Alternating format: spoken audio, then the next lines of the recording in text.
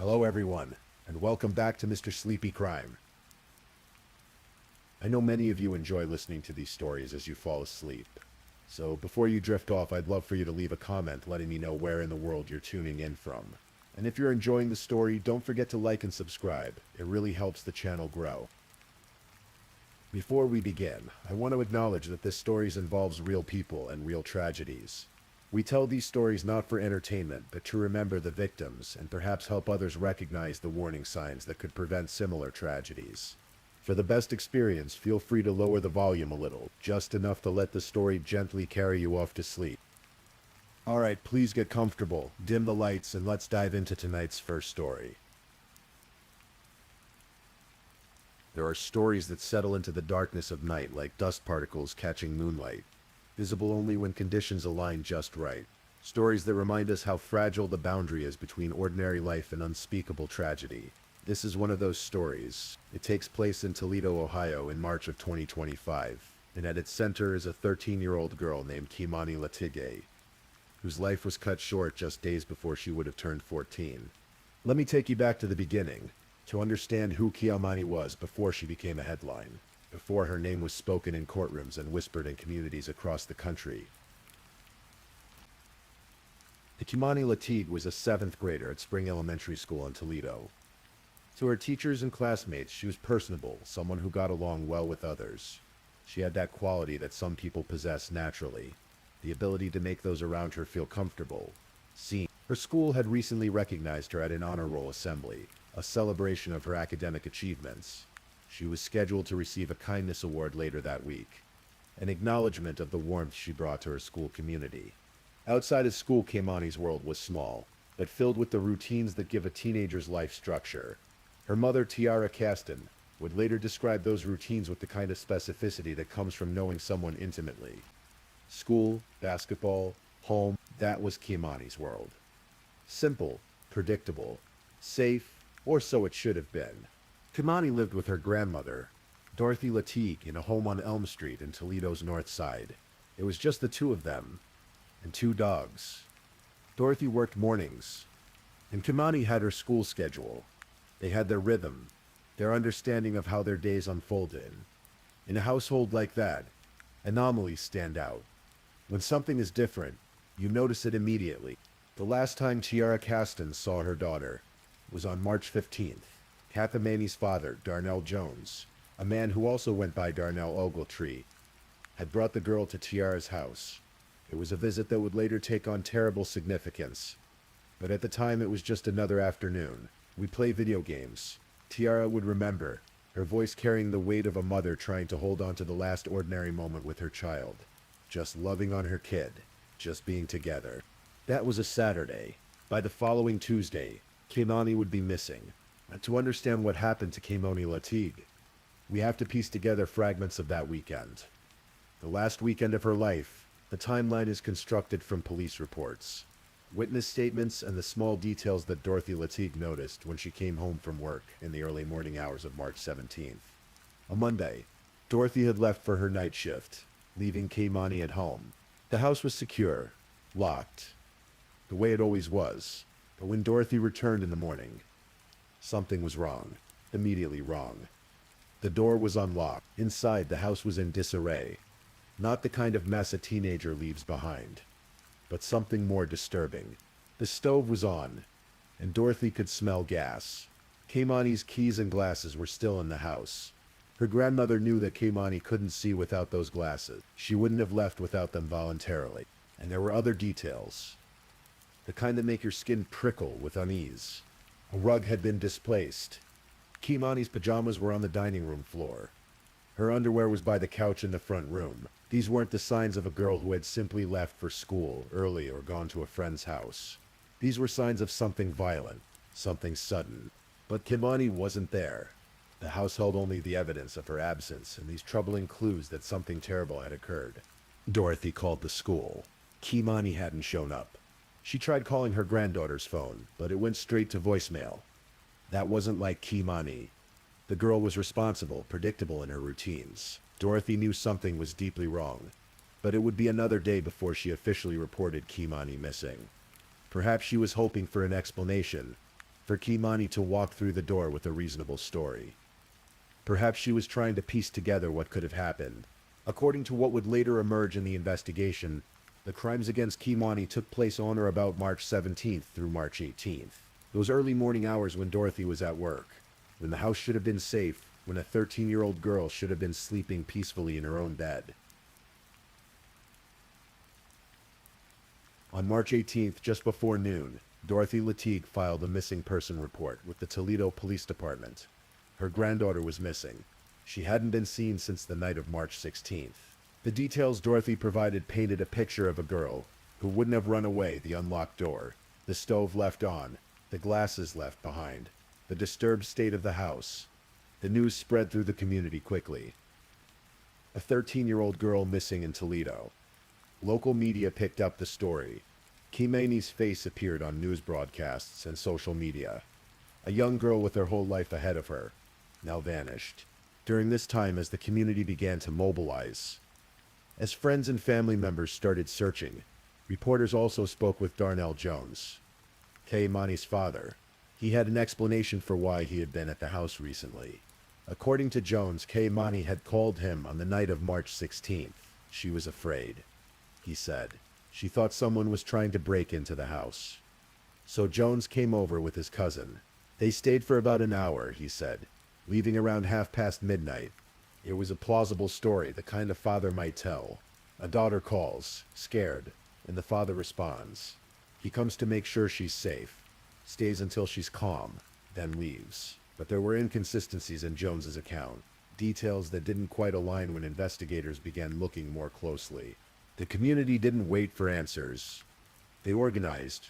On March 21st, family and friends held a search party in North Toledo. They distributed flyers throughout neighborhoods, asking people to keep an eye out for Kimani. They knocked on doors. They walked streets. They called her name. In moments like these, communities come together, bound by a shared hope that maybe, just maybe, this story will have a different ending than the one everyone fears. But the investigators were already following another thread. They were looking at Darnell Jones more closely. He had been the last person to see Kimani. His statements about that night contained inconsistencies. When asked about Kimani's location, his answers changed. When asked what he had done with her, the details shifted. On March 23rd, authorities made their move. They filed an abduction charge against Darnell Jones and issued a warrant for his arrest. The father, who had stood in front of cameras expressing concern for his missing daughter, was now officially a suspect in her disappearance. There's a street in East Toledo called Miami Street.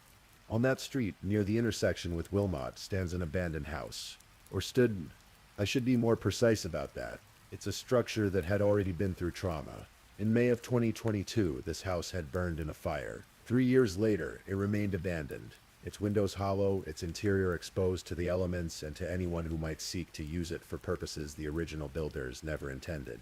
On March 24th, 2025, investigators arrived at this abandoned, burned-out house. We don't know exactly what led them there, whether it was a tip, surveillance footage, phone records, or some combination of evidence that pointed them to this particular location. What we know is that they entered the structure and climbed to the second floor. That's where they found Kimani Latigue's body. The discovery sent shockwaves through Toledo. What had been a missing person case was now a murder investigation. The 13-year-old girl who had been missing for nearly a week was dead, her body hidden in an abandoned building less than a mile from where she lived with her grandmother. The Lucas County Coroner's Office conducted an autopsy the following day. Kimani had died from multiple incised wounds to the neck. To be clear about what that means, without being gratuitous, her throat had been cut multiple times. It was a violent death, a brutal death for a child who had, by all accounts, been kind and personable, who had been looking forward to her 14th birthday just days away.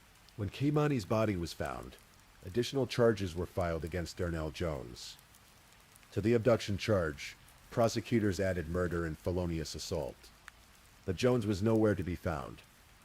He had disappeared, and now a massive manhunt was underway. Law enforcement agencies across Ohio were looking for him. His face was on the news. His name was on the wanted lists. Every officer in the region knew they were looking for a man accused of murdering his own daughter. Darnell Jones was found the next day, March 25th, in Columbus, Ohio, about 2 hours south of Toledo. Columbus police working with SWAT officers had tracked him to a location in the city. What happened next was captured on body camera footage that would later be released to the public. The video shows officers approaching Jones.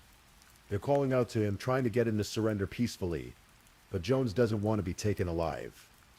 According to the Columbus FOP president Brian Steele, Jones explicitly asked police to kill him. "Just kill me," he reportedly said. Then he reached for a gun. A SWAT officer fired. Jones went down, wounded but alive. He was taken to a hospital in Columbus where he would remain for approximately 3 weeks recovering from his injuries. Brian Steele, in his statements to the media, described the Kiamani Lateef case as one of the most horrific he had encountered in his career. He made specific claims about what had been done to Kiamani, claims that went beyond what Toledo authorities had officially confirmed at that point. Steele stated that Kiamani had been raped. He stated that her hands had been cut off. He stated that her throat had been nearly severed. These statements created tension between Columbus and Toledo officials. Toledo's police chief Mike Trundle found himself in a public disagreement with Steele over what should and shouldn't have been disclosed to the media. But regardless of the interdepartmental friction, the basic facts remained unchanged. Kiamani Lateef was dead, and her father was in custody, wounded but alive, while Darnell Jones recovered in a Columbus hospital under police guard. Toledo was grieving. The community that had searched for Kiamani, that had hoped for her safe return, now had to confront the reality of her death. On March 25th, the day Jones was shot in Columbus, people began gathering at the abandoned house on Miami Street, where Kiamani's body had been found. They brought candles. They brought stuffed animals. They brought balloons and flowers and handwritten notes. A makeshift memorial grew throughout the day and into the evening. Many of the people who came to pay their respects had never met Kiamani. They were strangers bound together by grief for a child they hadn't known, but whose death had touched something deep within them. Lori Hicks, a grandmother herself, stood at the memorial and told reporters, "I'm a grandmother and I have a daughter and I just couldn't imagine. I'm so hurt behind it. I didn't even know the little girl, but I think the community came out, reached out, and is going to support her." That evening, a vigil was held. People gathered at the corner of Miami and Wilmot, standing in front of the burned-out house that had become Kiamani's tomb. They chanted her name. They lit candles. They prayed. Among those in attendance was one of Kiamani's former teachers, a woman who had known the girl years earlier when she was in a different guardian's care. This teacher spoke about concerns that had been reported to Lucas County Children's Services. On multiple occasions, she used a word that would echo through the community in the days to come. Preventable. This felt preventable, she said. There had been signs, there had been reports, there had been opportunities to intervene. March 29th would have been Kiamani's 14th birthday.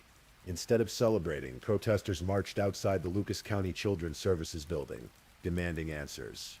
How had this happened? How had a child who had been the subject of multiple reports to Child Protective Services ended up dead at the hands of her father? Lucas County Children's Services issued a statement.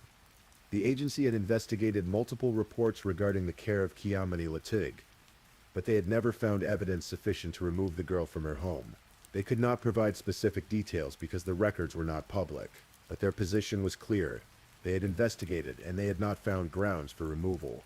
To many in the community, this was unacceptable. A task force was formed to investigate systemic issues within the agency. City council members called for accountability. The conversation expanded beyond just Kiamani's case to larger questions about how the child welfare system functions, how reports are investigated, what evidence is required to intervene, and whether the system is adequate to protect vulnerable children. On April 17th, after 3 weeks in the hospital, Darnell Jones was transported back to Toledo to face charges. He had been indicted by a grand jury on April 23rd, on more than a dozen charges. The indictment revealed the full scope of what prosecutors believed had happened to Kiamani. Jones was charged with aggravated murder, kidnapping, rape, felonious assault, tampering with evidence, abuse of a corpse, and several counts of gross abuse of a corpse. The charges painted a picture of sustained violence and violation. According to the indictment, the crimes occurred on or about March 17th through March 18th. Those hours when Dorothy Latigue was at work, when Kimani should have been safe at home. Jones's bond was set at $4 million at 0%, meaning he would need to pay the full amount to be released, in effective denial of bail. He appeared in court on April 30th and pleaded not guilty to all 15 charges. His attorneys indicated they would fight to have the death penalty removed from the case, but for now it remained on the table. This was a capital case. If convicted, Jones could face execution. The evidence against him was extensive. Court filings revealed 34 pieces of discovery. Photographs, videos, witness statements, phone records, forensic evidence. Among the key pieces of evidence was information provided by Jones's girlfriend at the time. She had come forward with information that helped investigators build their case. What exactly she told them hasn't been made fully public, but her cooperation was significant enough that authorities acknowledged her role. Phone records were pulled for Jones, for Kimani's mother Tiara Caston, and for Dorothy Latigue. Investigators were building a minute-by-minute timeline of that weekend, trying to establish exactly when Kimani had last been alive, when she had been taken, and what had happened in the hours that followed. According to charging documents, Jones had given inconsistent statements about Kimani's location and what he had done with her. These inconsistencies became crucial pieces of the prosecution's case. Why would a father lie about what happened to his daughter, unless he had something to hide? As of now, the case against Darnell Jones Ogletree continues to move through the court system. A tentative trial date has been set, though these dates often shift as lawyers file motions and evidence is reviewed. Jones remains in custody. The death penalty remains a possibility, and the community of Toledo continues to grapple with how this tragedy was allowed to happen. There are questions that may never be fully answered. What was Darnell Jones's motive? What drives a father to kill his own child in such a brutal manner? The court proceedings may reveal more details, but they may not reveal a motive that makes sense to anyone outside of Jones's own mind. There are questions about the child welfare system.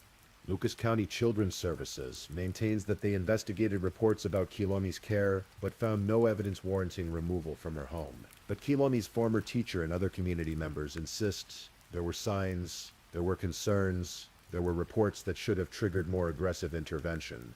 Where was the breakdown? Was it in the reporting? Was it in the investigation? Was it in the standards used to determine when a child is at risk? There are questions about Kimani's living situation. She lived with her grandmother Dorothy, not with either parent. What were the circumstances that led to that arrangement? Dorothy Latigue appears to have been a loving caregiver, who noticed immediately when something was wrong. But why was Darnell Jones still in Kimani's life? What level of access did he have? What were the custody arrangements? And there are questions about those final hours. What happened in that house on Elm Street on the night of March 16th through the early morning hours of March 17th? How did Jones gain access? How did he get Kimani out of the house? Did she go willingly at first, trusting her father? At what point did she realize she was in danger? These are the questions that haunt cases like this. The questions that keep you awake at night thinking about a child's final moments. Let's return for a moment to who Kimani was, because it's easy in cases like this for the victim to become nothing more than a name and a headline, a statistic in a crime database. But Kimani Latigue was a real person with her own hopes, her own personality, her own future that was stolen from her. She was days away from turning 14. She was on the honor roll. She was about to receive an award for kindness. Not for academic achievement or athletic prowess, but for kindness. That tells you something about who she was. In a world that often rewards competitiveness and individual achievement, Chiamini was being recognized for being kind to others. Her mother remembered her as a girl who lived a simple life. School, basketball, home. There's something poignant about that simplicity. At 13, Kimani wasn't running wild or getting into trouble. She was going to school, playing sports, spending time at home. She was being a kid in the best possible way. Her school described her as personable, someone who got along well with others. That's the kind of description that might seem generic when you read it in an official statement, but think about what it really means. In middle school, one of the most socially fraught periods of life, Kimani made people feel comfortable. She got along with others. She was the kind of person who smoothed over conflicts rather than creating them. And she loved video games. That detail, shared by her mother, feels important. When Tiara Caston described the last time she saw Kamani, she talked about playing video games together. Just a mother and daughter, controllers in hand, sharing that particular kind of companionship that comes from doing something you both enjoy. It's such a normal detail, such an ordinary way to spend time together, and that's what makes it so heartbreaking. Kamani should have had thousands more afternoons like that. She should have had years of playing video games with her mom, of going to school, of playing basketball, of growing up and figuring out who she wanted to become. Instead, she got 13 years. 13 years. 11 months and a handful of days. And then her life ended in an abandoned, burned-out house on Miami Street, at the hands of the man who should have been one of the people most dedicated to protecting her. The murder of Kamani Lateef is not an isolated incident, as much as we might wish it were. According to various studies and statistics, familial homicide, when a family member kills another family member, accounts for a significant percentage of murders involving children, and in a disturbing number of these cases, the perpetrator is a parent. These cases force us to confront uncomfortable truths about family violence, about the privacy of the home, as both sanctuary and potential danger zone, about the difficulty of intervening in family situations. Even when there are signs of trouble, the child welfare system in America is overwhelmed. Social workers carry enormous caseloads. They're asked to make impossible judgments about which children are at risk and which are safe. They operate under legal frameworks that prioritize keeping families together when possible, which is generally a good thing, except in the cases where it isn't, where family unity comes at the cost of a child's safety or, as in Kamani's case, a child's life. There's also the complicated dynamic of parental access. Even when a child doesn't live with a parent, that parent often retains legal rights to spend time with the child. And for good reason. Most parents who don't have custody are not dangerous. Most are people who, for various reasons, aren't the primary caregiver but still love their children and want to maintain a relationship with them. But some are dangerous. Some should never have unsupervised access to their children, and the system struggles to identify which category a particular parent falls into before it's too late. In Kamani's case, we don't yet know all the details about Darnell Jones's history, about whether there were previous incidents that should have raised red flags, about whether the system failed to protect Kamani or whether Jones successfully hid his dangerous nature until that final, fatal night. What we do know is that a 13-year-old girl is dead, and the person charged with her murder is her father. We know that there were reports to Child Protective Services that apparently didn't result in sufficient intervention. We know that a community is left asking how this could have been prevented. In the weeks following Kamani's death, the memorial outside the abandoned house on Miami Street continued to grow. People kept coming, kept adding flowers and candles and messages. The site became a place of pilgrimage for a grieving community. Funeral services were planned, though there was some confusion and changes regarding which funeral home would handle the arrangements. Community members and local businesses rallied to raise funds to ensure Kamani could have a proper funeral. When you don't expect to bury a 13-year-old, you don't have money set aside for it. The community stepped up to help the family with these unexpected and unwanted expenses. Then what would have been Kamani's 14th birthday, March 29th, the community held an event to honor her memory. Instead of a birthday party with cake and presents and friends singing, there was a memorial service. Instead of Kamani blowing out candles and making a wish, there were candles lit in her memory and wishes from others that she could have lived to see this day. But the community response went beyond memorial services. There was anger alongside the grief. The protests outside Lucas County Children's Services weren't just about expressing sadness. They were about demanding accountability and change. People wanted to know how the system had failed to protect Kamani. They wanted reforms that would prevent the next tragedy. The task force formed to investigate Lucas County Children's Services represents an attempt to turn Kamani's death into a catalyst for change. The hope is that by examining what went wrong in this case, by identifying systemic weaknesses, by implementing reforms, future children might be saved. It's a hope that offers cold comfort to Kamani's family, who would trade any amount of future reform for the chance to have her back. But it's also important work. If Kamani's death can somehow make other children safer, then at least some small meaning might be extracted from a senseless tragedy. As this script is being written, Darnell Jones Ogletree awaits trial. He has pleaded not guilty to all charges. His defense attorneys are working to have the death penalty removed from consideration. The prosecution is preparing to present their case, building a narrative from those 2034 pieces of evidence, from witness testimony, from forensic analysis. The trial, when it happens, will be difficult for everyone involved. Kimani's family will have to sit in a courtroom and hear the details of how she died. They'll have to look at the man charged with killing her own father, and relive the worst moments of their lives. The jury will have to examine evidence that no one should have to see, evidence of violence done to a child. Jones's defense will present their case, though what that case might be remains to be seen. Will they argue that Jones didn't do it, that someone else killed Kimani? Will they argue diminished capacity, that Jones wasn't in his right mind? Will they present mitigating factors to try to avoid the death penalty? These questions will be answered in the courtroom. For the community of Toledo, the trial will bring everything back to the surface. The news coverage will intensify. The details will be reported and re-reported. The memorial on Miami Street might see renewed attention, and once again people will ask how this was allowed to happen, how a father could do this to his daughter, how the warning signs were missed or ignored. In true crime, we often focus on the perpetrator. We analyze their psychology, their motives, their methods. We try to understand what makes someone capable of committing terrible acts, and while that has value, understanding evil might help us prevent it. It can also overshadow the victim, the person whose life was taken, whose story was interrupted mid-sentence. So let's end by remembering Kimani Lateeg, not as a victim, not as a case file or news story, but as a person, a 13-year-old girl who was kind to others, who did well in school, who loved playing basketball and video games, who had a mother who loved her, and a grandmother who protected her as best she could, who should have turned 14 on March 29, 2025, who should have finished 7th grade and gone on to 8th grade, who should have grown up, graduated high school, maybe gone to college, maybe started a career, maybe had a family of her own someday. Kanirina should have had a future. That's what was taken from her in that abandoned house on Miami Street. Not just her life, but her future. All the birthdays and basketball games and video game sessions and ordinary Tuesday afternoons that make up a life.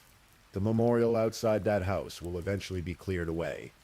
The flowers will wilt, the candles will burn out, the stuffed animals will be collected and stored or discarded. The house itself might be torn down, but Kimani's name won't be forgotten, not by her family, not by her community, and hopefully not by a system that failed to protect her. Her former teacher said this felt preventable. That's the thought that haunts everyone who knew about this case. It feels preventable. And maybe it was. Maybe there were intervention points that were missed. Maybe there were opportunities to save Kimani that slipped by unrecognized or unacted upon. We can't change what happened to Kimani Lateeg. We can't bring her back. We can't give her the 14th birthday she never got to celebrate. But we can remember her. We can learn from what happened to her. We can work to ensure that the next child in danger is identified and helped before it's too late. That's how we honor Kimani's memory. Not just with candles and flowers and vigils, but with the hard work of making sure that other children don't suffer the same fate. With the commitment to building better systems, to recognizing warning signs, to believing children when they tell us they're afraid, to intervening even when it's difficult or uncomfortable. Kimani Lateeg deserved better than what happened to her. She deserved to grow up. She deserved to be safe. She deserved to have a father who protected her rather than harmed her. She deserved to live. And while we can't give that to her now, we can commit to fighting for those things for every other child out there who might be in danger. That's Kimani's legacy. That's what we must carry forward from this tragedy. Rest in peace, Kimani Lateeg. You were loved. You were remembered. You mattered.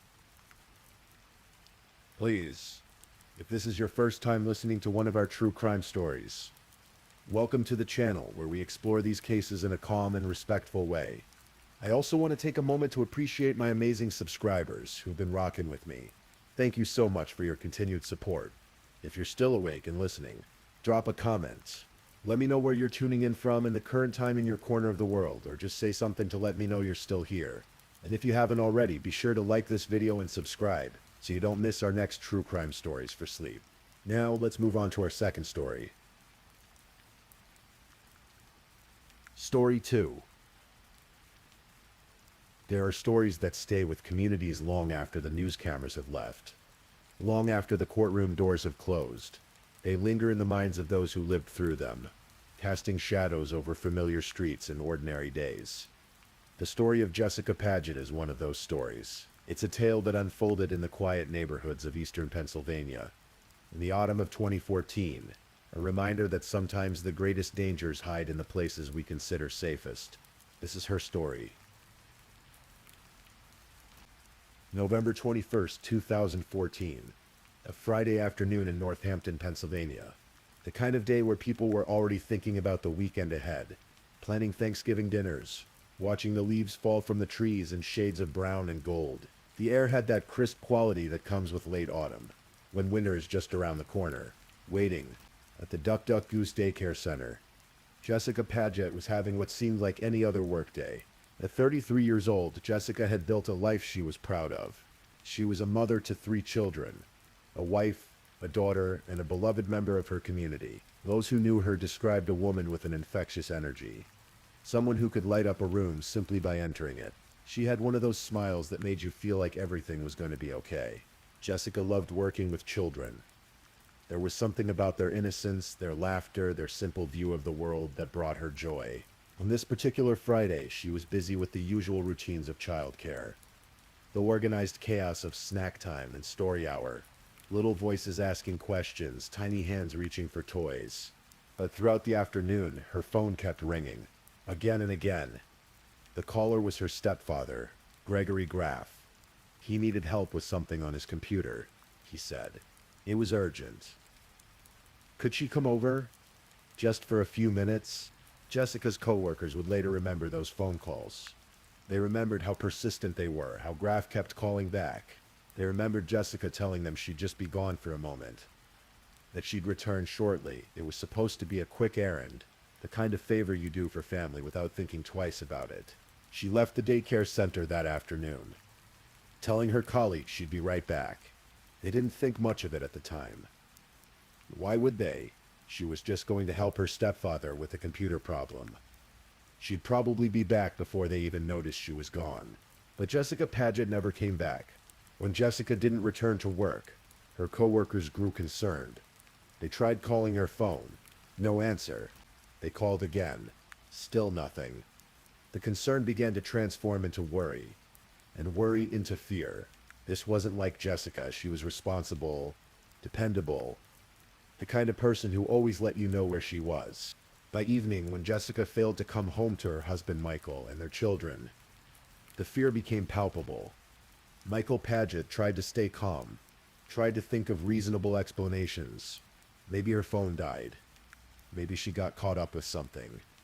Maybe there was traffic. But with each passing hour, those explanations felt thinner, less convincing. The family contacted the police.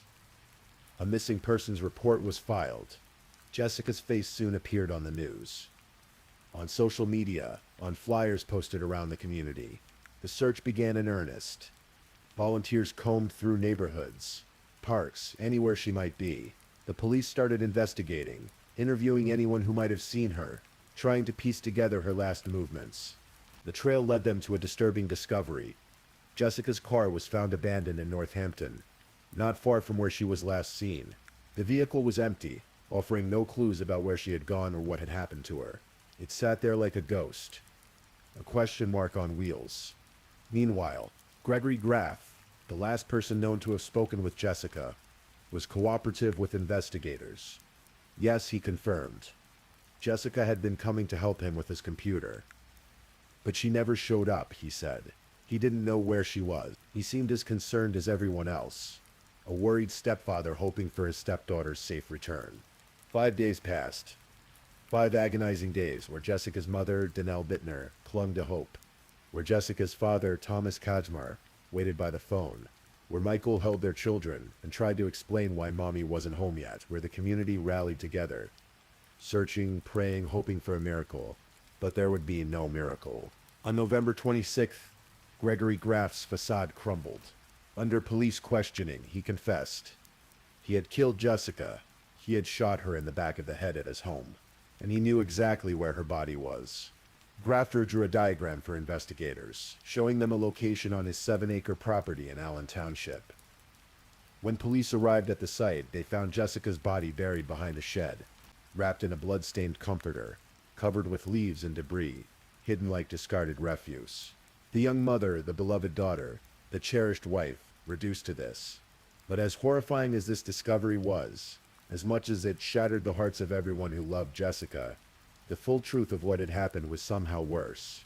Because Gregory Graff hadn't just killed his stepdaughter. What he had done after her death would reveal a darkness that defied comprehension. In the investigation that followed Graff's confession, police discovered something that would make this case infamous throughout Pennsylvania and beyond. On Graff's electronic devices, they found video recordings, 8 separate recordings, spanning nearly 2 hours, filmed from 2 different cameras. The video showed Gregory Graff sexually abusing Jessica's corpse after he had murdered her. He had recorded himself performing these acts, documenting his own depravity in high definition. The footage would become the centerpiece of evidence that would eventually send him to prison for life. As investigators dug deeper into Graff's actions on that November day, a disturbing picture emerged. This wasn't a crime of passion, wasn't a sudden loss of control. This was calculated. This was planned. The day before Jessica's murder, Graff had gone shopping. Not for groceries or household items, but for sex toys. He knew what he was planning to do. He had arranged the timing carefully, knowing that his wife, Danelle, would be in Florida. Away from home, he had called Jessica repeatedly that afternoon, luring her to his house under the pretense of needing computer help. When Jessica arrived, trusting and unsuspecting, Garrett shot her in the back of the head without warning. She likely never knew what hit her, never had a moment to comprehend what was happening. The betrayal was absolute. After killing her, Graff spent hours with her body, performing acts that would later be described in court as among the most disturbing crimes the Lehigh Valley had seen in recent memory. He covered her head with a plastic bag. He spoke to her lifeless body. He recorded it all, creating a document of his own monstrosity. Then came the cover-up. Graff drove Jessica's car to Northampton and abandoned it, but he had planned this too. Earlier in the day, he had strategically placed his own truck in the area, allowing him to ditch Jessica's vehicle and return home. It was all choreographed, all thought out in advance. For 5 days, while Jessica's family desperately searched for her, while volunteers combed the streets, while her children asked when Mommy was coming home, Gregory Graff knew exactly where she was. He sat with that knowledge, maintaining his concerned stepfather act, never showing a crack in his performance, until he did. Nearly a year later, in November of 2015, Gregory Graff went on trial for the murder of Jessica Paget. By this time, he was 54 years old. He had been married to Jessica's mother, Danelle, for 17 years. 17 years of family dinners and holidays and everyday moments. 17 years of trust.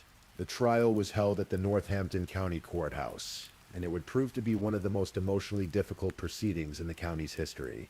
From the very beginning, Graff's defense attorney, Jack McMahon, took an unusual approach. He didn't deny that Graff had killed Jessica. He didn't deny that Graff had abused her corpse. Those facts were indisputable. Instead, McMahon argued about the degree of the crime.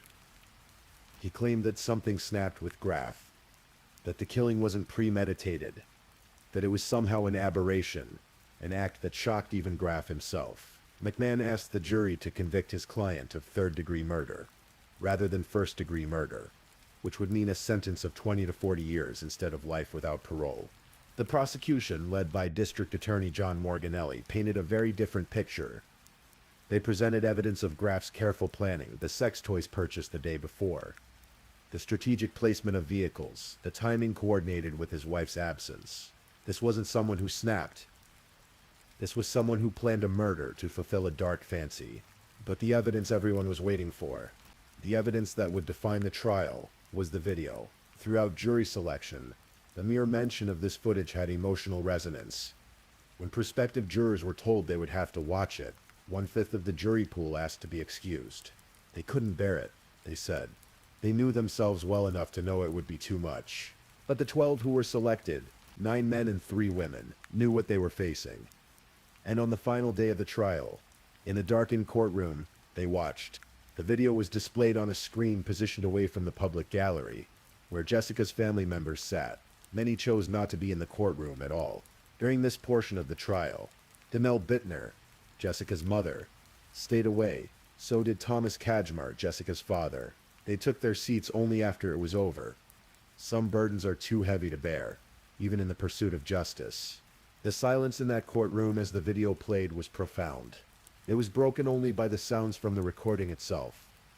Graf's voice speaking profanely to Jessica's lifeless body, and by Assistant District Attorney Patricia Mulqueen's professional voice saying, "Okay. The next video, please," as each clip ended. One juror's eyes filled with tears. Another's face twisted with profound distaste. Another sat motionless, hand over his mouth, fingers pinching his eyes shut. Even Graf's own attorney, Jack McMahon, looked away, swiveling his chair to avoid seeing the screen. Graf himself busied himself with court papers, refusing to look at what he had done. The video lasted approximately 6 minutes in total. 6 minutes that felt like an eternity to everyone present. 6 minutes that no one who watched them would ever forget. Before the video was shown, Judge Stephen Barada had given the jury careful instructions. He warned them that the footage was disturbing, that they should not let it unduly sway their emotions. He told them that if they didn't feel comfortable watching the entire video, they didn't have to, but they could all made it through, though when it ended they sat in silence with vacant expressions, processing what they had witnessed. After both sides had presented their cases and given their closing arguments, the jury retired to deliberate. They stepped into a small room behind closed doors to decide Gregory Graf's fate. Would it be first-degree murder with its mandatory life sentence or third-degree murder with the possibility of eventual release? 6 minutes. That's all it took. 6 minutes of deliberation, roughly the same length as the video they had just watched. They returned to the courtroom and delivered their verdict. Guilty of first-degree murder. Guilty of abuse of a corpse. The courtroom erupted. Jessica's family members cried tears of relief. Gasps of "yes" echoed through the room. The quick verdict was a validation of what they had known all along, what had been so painfully obvious. Gregory Graf had planned this murder. He had premeditated it.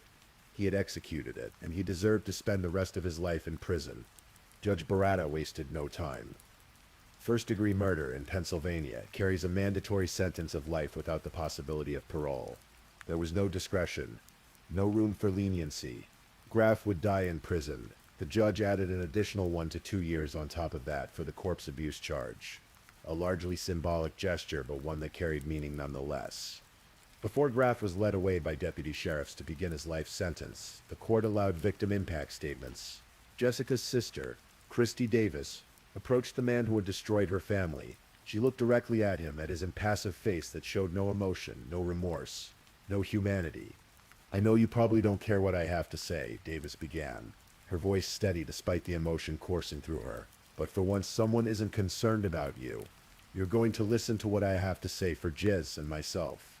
She told him that he could have pleaded guilty, could have spared the family the excruciating testimony, the nightmare of reliving Jessica's final moments. But he hadn't. He had forced them to endure it all.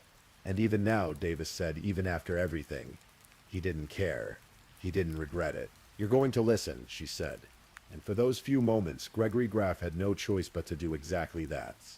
Denell Bittner, Jessica's mother, who had been married to Graf for 17 years, also spoke. She called her slain daughter her best friend. She said life would never be the same. They weren't there for Mr. Graf, she emphasized in her statement. They were there to be the voice of Jez, who could no longer speak for herself. Michael Paget, Jessica's husband, spoke to reporters after the trial ended. He talked about holding 15 years of memories of his wife, memories he cherished from the birth of their children to their wedding day. He called her a wonderful person, the only girl he ever loved. "That's the hardest of it all," he said, his voice heavy with loss, knowing that you had a future, you had something that was yours, and someone else took it from you. Judge Barada addressed Graf directly before sentencing. "This is a crime against human nature," he said, "and what you did violates basic family bonds. Jessica's relatives," he noted, "would have to suffer from this crime for the rest of their lives." When asked if he had anything to say, Graf's response was brief, perfunctory, meaningless. "No, sir," he said initially. Then added, "just that I'm very sorry." But sorry doesn't bring Jessica back. Sorry doesn't erase those videos. Sorry doesn't heal the trauma inflicted on her family, her children, her community. Sorry from the mouth of Gregory Graff was just another empty word. He was led away in handcuffs, 54 years old, beginning a life sentence that would never end. He would die in prison, far from the family he destroyed, far from the normal life he obliterated with his actions. In the years since Gregory Graff's conviction, life has moved forward for Jessica's family, though moving forward doesn't mean moving on. How do you move on from something like this? How do you explain to 3 children that their mother is never coming home because their step-grandfather murdered her? How do you reconcile 17 years of marriage with the fact that your husband committed one of the most heinous crimes imaginable against your daughter? Danelle Bittner eventually divorced Graff from his prison cell. The legal proceedings continued even behind bars, as Graff contested aspects of the divorce settlement. The audacity of a convicted murderer arguing about property division while serving a life sentence for killing his stepdaughter speaks to a level of narcissism that perhaps explains, in some small way, how he was capable of such evil. The Lehigh Valley community, too, has been left with scars. For those who followed the case, for the jurors who had to watch those videos, for the police officers who investigated the crime, for the prosecutors who presented the evidence, Jessica's murder became something they carry with them. Jury foreman Dave Holub later spoke about the experience, describing the gut-wrenching testimony and grisly videos that the jury had to endure.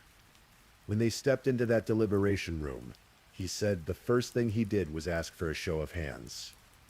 The vote was unanimous. There was no doubt, no debate needed. 6 minutes was generous. Jessica's children have grown up without their mother. They've had birthdays and school events and milestones that she wasn't there to witness. They've had to build their lives around a hole that can never be filled, a loss that can never be recovered. Michael Padgett has had to navigate life as a single father, holding on to those 15 years of memories while creating new ones for his children, trying to honor Jessica's memory while also allowing them to live full lives. The Duck Duck Goose Daycare, where Jessica worked that final day, continued serving the community. But for those who were there that November afternoon, who saw her leave saying she'd be right back, the memory lingers. Every time someone steps out for what should be a quick errand, there's probably a moment, just a flash, where they remember Jessica. Graff himself remains in prison, serving his life sentence at a Pennsylvania State Correctional Facility. He attempted to get a new trial in 2017, claiming various legal grounds for appeal. The attempt was unsuccessful. He will die behind bars. And there's a certain justice in that, even if it can never truly balance the scales of what he took from the world. The murder of Jessica Padgett forces us to confront uncomfortable truths about the nature of evil. It's a case that challenges our assumptions about safety, about family, about the people we trust. Gregory Graff wasn't a stranger lurking in the shadows. He wasn't some unknown predator who snatched Jessica off the street. He was her stepfather. He had been part of her life for 17 years. He was someone who should have protected her, cherished her, celebrated her life. Instead, he ended it. The premeditation involved in Jessica's murder is what makes it particularly chilling. Graff didn't snap in a moment of rage. He didn't lose control in a heated argument. He planned it. He shopped for implements the day before. He coordinated the timing. He lured Jessica to his home with lies. He arranged his vehicles for the cover-up. Every step was calculated, every detail considered. And the motive? The district attorney indicated that it appeared to be related to sexual assault, to necrophilia. Graff wanted to fulfill a dark fantasy, and his stepdaughter became the victim of that desire. It's the kind of motive that defies rational understanding, that makes us question how such darkness can exist in a human being. The video evidence, while crucial to securing Graff's conviction, represents another layer of depravity. Recording those acts, documenting them, keeping them, suggests someone who not only committed horrific crimes but wanted to preserve them, to revisit them. It reveals a mind utterly devoid of empathy, conscience, or humanity. For true crime enthusiasts, the Jessica Padgett case stands out even in a field crowded with terrible stories. It's been featured in television shows, podcasts, articles, and documentaries. See No Evil, a show about crimes captured on video, covered the case. Various true crime channels and programs have examined the evidence, interviewed those involved, and tried to make sense of the senseless. But beyond the forensics and the psychology and the legal proceedings, there's Jessica herself. It's easy in these stories for the victim to become almost abstract, a name attached to a horrible event. But Jessica Paget was a real person. She had hopes and dreams. She loved her children fiercely. She brought joy to her workplace. She had a smile that lit up rooms and a future that should have included watching her children grow, growing old with her husband, becoming a grandmother someday. All of that was stolen from her in an instant by someone who should have been family. On quiet autumn evenings in eastern Pennsylvania, when the leaves turn gold and brown and the air carries that crisp quality of approaching winter, people still remember Jessica Paget. They remember the search, the hope, the devastating discovery. They remember the trial, the verdict, the justice that was served, but could never be sufficient. Her family continues to honor her memory. They share stories about her laugh, her kindness, her devotion to her children. They mark birthdays and anniversaries, celebrating who she was rather than focusing solely on how she died. The community too remembers. Jessica's case changed how people think about safety, about trust, about the fact that danger can come from the most unexpected places. It's a sobering lesson, one paid for at the highest possible price. Gregory Graff will spend the rest of his days in prison, and that's where he belongs. But even his life sentence doesn't truly balance the scales. Nothing can bring Jessica back. Nothing can give her children their mother. Nothing can restore what was taken on that November afternoon, when a trusted family member became a murderer. This is the story of Jessica Paget, a young mother whose life was cut short by unspeakable evil, a woman who deserved so much better than the fate that found her, a victim whose memory endures beyond the horrible circumstances of her death, kept alive by those who loved her and by a community that will never forget. In the end, that's what matters most. Not the darkness of what Gregory Graff did, but the light that was Jessica, the love she gave, the joy she brought, the life she lived before it was stolen from her. That's what we should remember.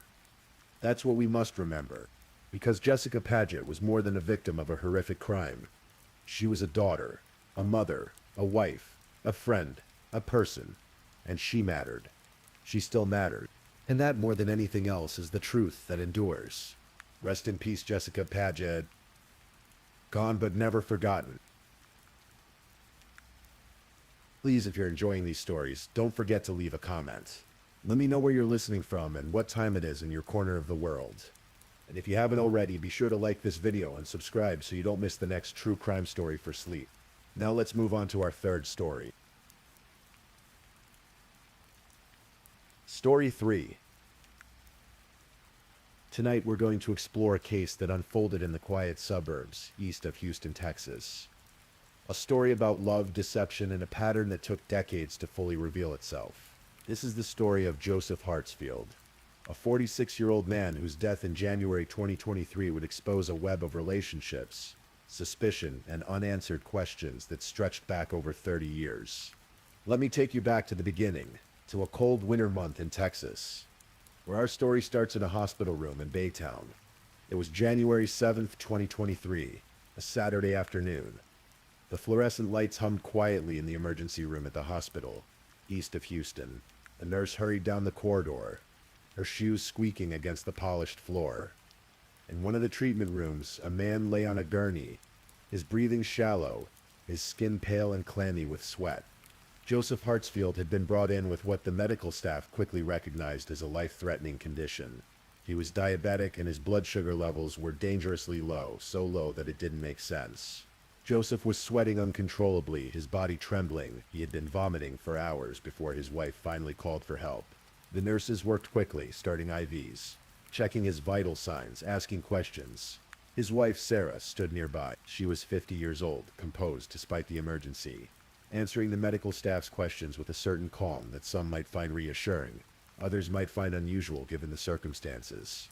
Joseph had diabetes, Sarah explained. He took insulin to manage his condition. But something had gone wrong, terribly wrong. The doctors stabilized him as best they could. But Joseph's condition was critical. His body was shutting down, systems failing one by one. The medical team worked around the clock, but despite their efforts, Joseph Hartsfield never regained consciousness. 8 days later, on January 15th, 2023, he died in that hospital room. It had been just 11 months since he and Sarah had married. 11 months since he had become her fifth husband. When someone dies unexpectedly in a hospital, especially under circumstances that don't quite add up, the medical staff takes notice. The nurses who had treated Joseph couldn't shake a feeling that something wasn't right. His symptoms, the timeline Sarah had provided, the severity of his condition, it all felt wrong somehow. One nurse in particular made a note in Joseph's file.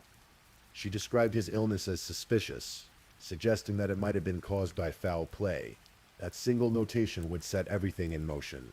The Chambers County Sheriff's Office received a call from the hospital. Deputies arrived to interview Sarah and examine the circumstances surrounding Joseph's hospitalization and death. They visited the couple's home, a quiet residence where Joseph and Sarah had lived together during their brief marriage. Inside the bedroom, investigators found something that immediately caught their attention: multiple insulin pens lying near Joseph's bedside. For a diabetic, having insulin nearby wasn't unusual, but the number of pens, their placement, and the timeline of Joseph's symptoms raised questions. Sarah told investigators that on the day Joseph became sick, she had been recovering from her own recent surgery. She had been resting, she said, but had checked on Joseph 3 or 4 times throughout the day. Around 1 in the afternoon, she found him sweating uncontrollably and vomiting. That's when she called for help. The deputies listened, taking notes. But something about Sarah's account didn't align with what they were learning from the medical evidence. They began to dig deeper, requesting Joseph's medical records, interviewing his family members, piecing together the last days of his life.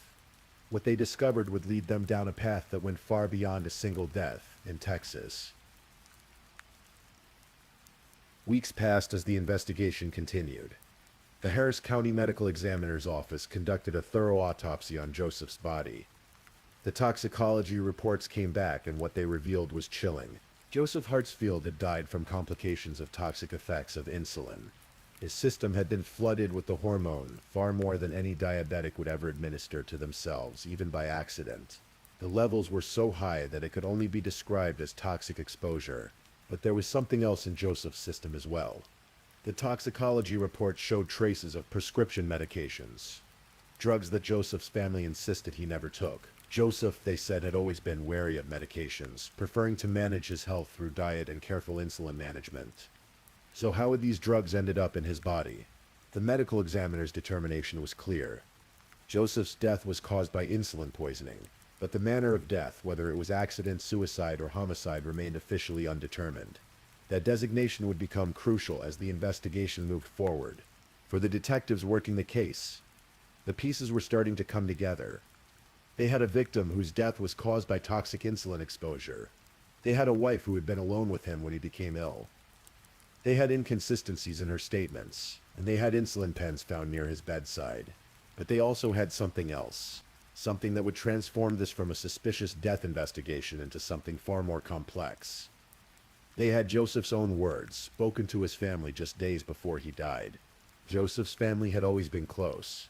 His mother, his sister, his other relatives, they stayed in touch. They worried about him, they loved him. And in the weeks leading up to his death, they had become increasingly concerned about Joseph's marriage to Sarah. Joseph had confided in his family members about problems in the relationship. He had told them that he was planning to leave Sarah, that he wanted a divorce. The marriage had been troubled almost from the start, and Joseph had reached a breaking point. On January 3rd, 2023, just 4 days before he would be hospitalized, Joseph called a family member. His voice was tense, worried. He asked if he could come stay with them. He was planning to divorce Sarah, he explained, and he needed a safe place to go. But it was what Joseph said next that would haunt his family forever. He told them he was afraid that Sarah would kill him in his sleep. Those words, "kill him in his sleep," would echo through the investigation and later through the courtroom. Joseph had been scared of his own wife. He had felt unsafe in his own home, and just 4 days after making that call, he would be in a hospital bed, fighting for a life he would ultimately lose.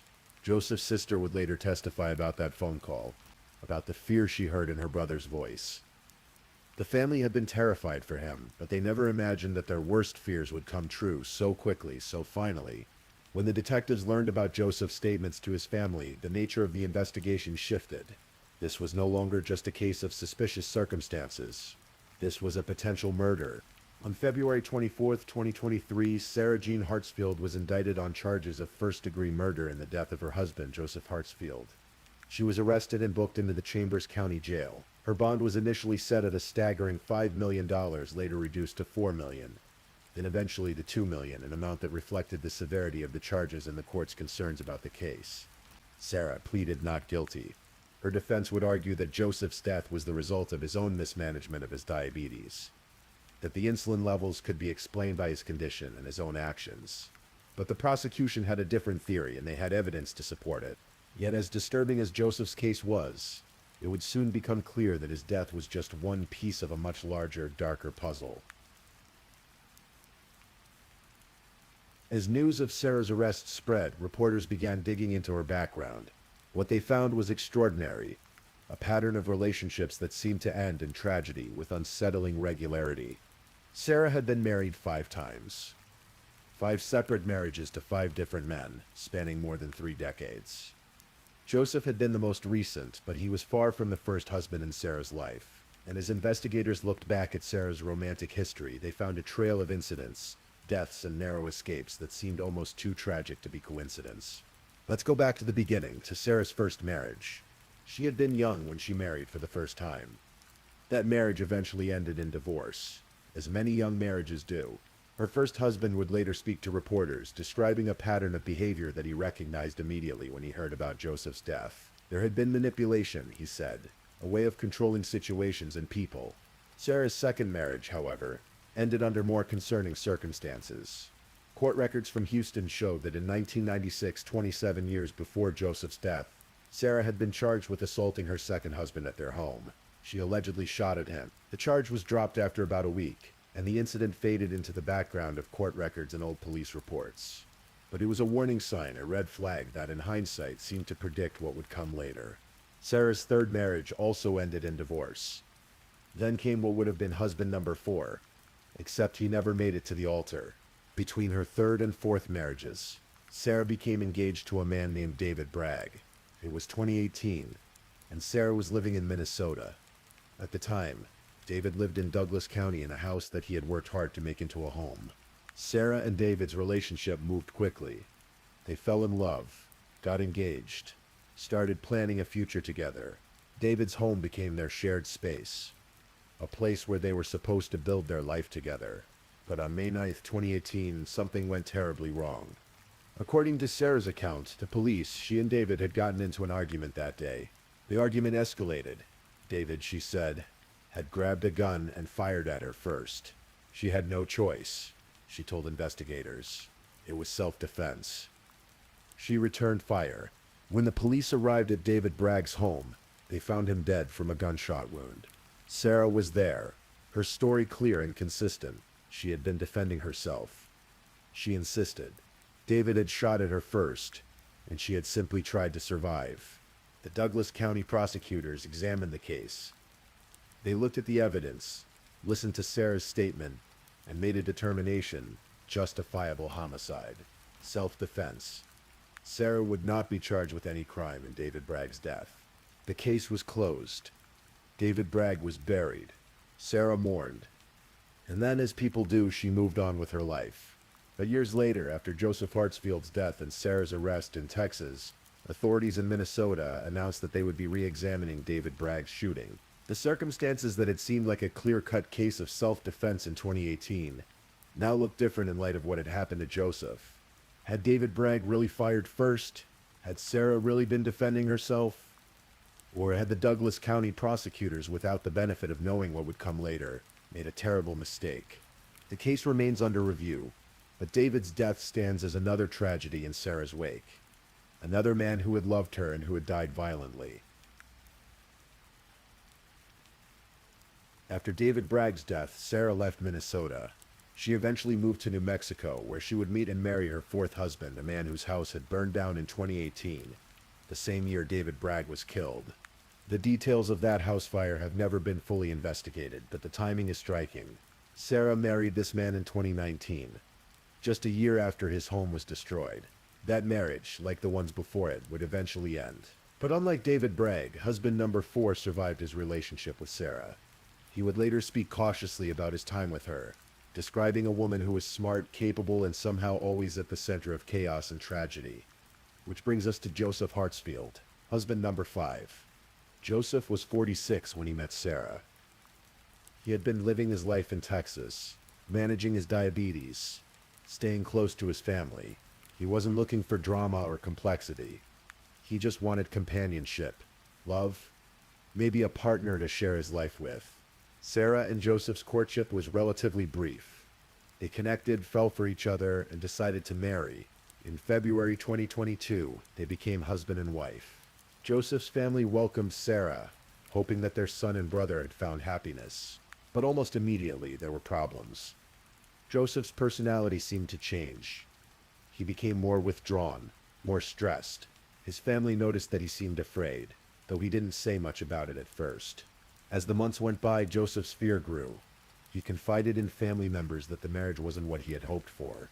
He talked about getting a divorce, about leaving, and then came that phone call on January 3rd, 2023. The one where he said he was afraid Sarah would kill him in his sleep. 4 days later, he was in the hospital. 8 days after that, he was dead.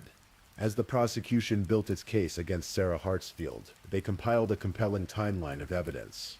There were the insulin pens found by Joseph's bedside. Multiple pens suggesting that someone had administered more insulin than a diabetic would normally use.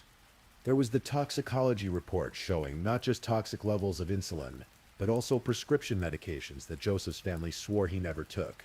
There were Sarah's own statements, which contained inconsistencies that investigators documented carefully.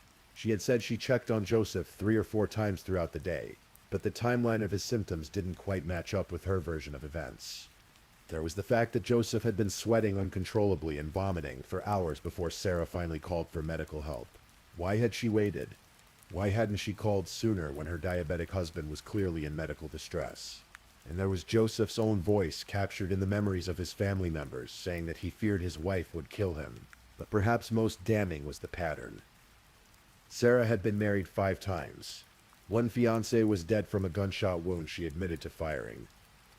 One husband's house had mysteriously burned down, and now her 5th husband was dead from insulin poisoning. Was it all tragic coincidence, or was there something darker at work? Sarah's defense attorneys argued that Joseph's death was the result of his own actions and health conditions. Joseph was a diabetic. They pointed out he managed his own insulin. It was entirely possible that he had made a mistake with his dosing, that he had accidentally administered too much insulin. The defense suggested that Joseph had been careless with his health, that his diabetes management had been poor, and that his death was a tragic accident rather than a murder. As for the fear he had expressed to his family, the defense argued that marital discord was not evidence of murder. As couples fight, divorces happen. Just because a marriage is troubled doesn't mean that one spouse murdered the other. And regarding Sarah's past, the shooting of David Bragg, the assault charge from 1996, the pattern of relationships, the defense maintained that none of that proved she had killed Joseph. Each incident had been investigated at the time, and either dismissed or ruled justifiable. Sarah herself maintained her innocence, pleading not guilty to the murder charge. The trial of Sarah Jean Hartsfield began in late September 2025, nearly 3 years after Joseph's death. The courtroom in Chambers County, Texas was packed with reporters, spectators, and Joseph's grieving family members. The jury consisted of 8 men and 4 women, along with 2 alternates. They listened as prosecutors laid out their case, walking through the timeline of Joseph's final days, explaining the medical evidence, presenting the testimony of Joseph's family members. Joseph's mother took the stand, her voice breaking as she talked about her son. She described him as a loving, careful person who had always managed his diabetes responsibly. She talked about the fear she had felt when Joseph told the family he was afraid of Sarah. Joseph's sister testified next, recounting the devastating phone call on January 3rd when her brother asked if he could come stay because he feared his wife would kill him in his sleep. The words hung in the courtroom, heavy and haunting. Medical experts took the stand to explain insulin, how it works in the body, what levels are normal versus toxic. They walked the jury through Joseph's toxicology report, showing how the amount of insulin in his system was far beyond what anyone would accidentally administer. A nurse from the hospital testified about her suspicions, about how Joseph's case had struck her as wrong from the very beginning. Chambers County deputies walked the jury through the investigation, showing photographs of the insulin pens found by Joseph's bedside, explaining the inconsistencies they had discovered in Sarah's statements. Throughout it all, Sarah sat at the defense table, calm and composed, her face revealing little of what she might be thinking or feeling. The defense presented their case, arguing that the evidence was circumstantial, that insulin poisoning could happen accidentally, especially in someone with diabetes. They suggested that Joseph might have taken medications that interacted badly with his insulin, causing the crisis that led to his death. But the prosecution's final argument was simple and powerful. Joseph Hartsfield told his family he was afraid his wife would kill him. 4 days later, he was fighting for his life in a hospital. 8 days after that, he was dead from insulin poisoning, and the woman he feared was the last person to be alone with him before he became sick.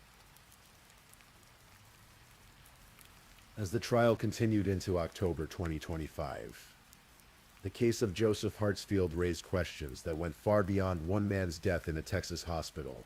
How many times can tragedy strike in one person's life before it stops being coincidence and becomes pattern? How many relationships can end in violence or death before we stop giving someone the benefit of the doubt? David Bragg's case is being re-examined now, but it's been 7 years since his death. If there was evidence that contradicted Sarah's self-defense claim, has it been lost to time? Will his family ever get answers? And what about the other husbands? The other relationships? Were there warning signs that were missed? Opportunities to intervene that were passed over? Joseph's family will never get him back. They'll never hear his voice again, never celebrate another holiday with him, never get to say the things they wish they had said.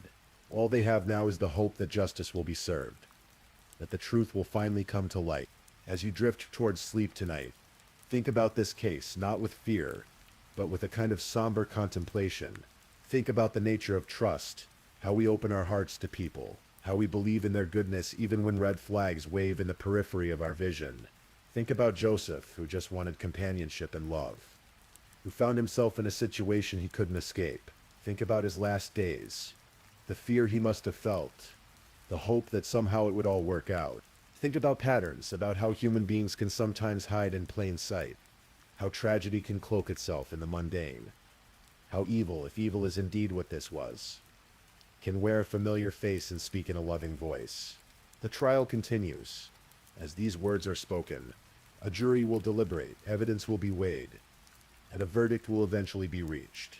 Sarah Hartsfield will either be convicted of murdering her fifth husband, or she will be acquitted and walk free. But whatever the legal outcome, Joseph Hartsfield is gone. His family's grief is real and permanent, and the questions raised by his death will linger long after the courthouse doors close, and the reporters move on to the next story.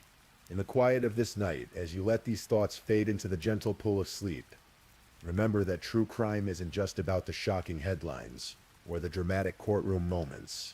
It's about real people whose lives intersected with tragedy. It's about families left behind to pick up pieces that can never truly be put back together. It's about Joseph Hartsfield, who lived 46 years, who loved his family, who managed his diabetes carefully, and who in his final days was simply afraid.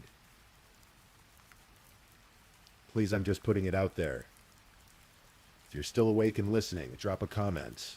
Let me know where you're tuning in from, the time in your part of the world, or just say something to let me know you're still with me. And of course, if you haven't already, like this video and subscribe so you don't miss the next true crime story for sleep. Now, let's move on to our fourth story. Story 4. On the frozen plains of North Dakota, where winter winds sweep across endless fields and the sky stretches wide and unbroken, the small city of Bismarck sits quiet in January. It's the kind of place where neighbors know each other, where people work hard and bowl on Tuesday nights, where life moves at a steady, predictable pace. But on January 2nd, 2020, that quiet was shattered by flames and secrets that had been burning long before any fire was lit. This is the story of Chad Enzel, a 42-year-old man who loved stock car racing, golfing, and the simple pleasures of life in the upper Midwest. It's a story about love turned to betrayal, about greed masked as tragedy, and about how modern technology, security cameras, accelerant-sniffing dogs, and digital footprints can reveal truths that some people desperately wanted to stay buried in ash. Let's go back to the beginning to understand who Chad was before that cold January morning changed everything.